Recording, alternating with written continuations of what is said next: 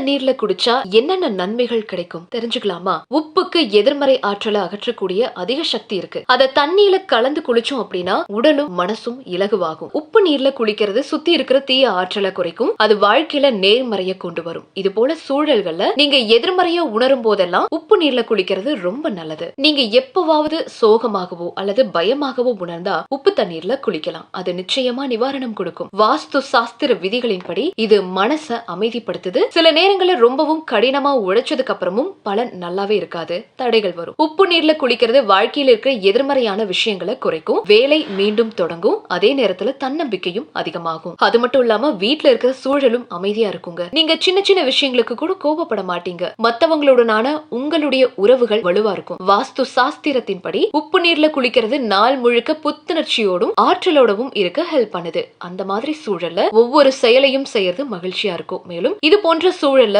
உங்களுக்கு சிறந்த பலன்களும் கிடைக்கும். நிலைமை படிப்படியா மாறும். உப்பு நீர்ல குளிக்கிறதால இந்த மாதிரி எக்கச்சக்க நன்மைகள் இருக்குங்க. ஆனா இதுக்காக நீங்க தினமும் அதுல குளிக்கணும் அப்படின்ற அர்த்தம் கிடையாது. தினமும் உப்பு நீர்ல குளிக்கிறது அவ்வளவு நல்லதும் கிடையாது. வாரத்துக்கு 2 தடவை உப்பு நீர்ல குளிக்கலாம்.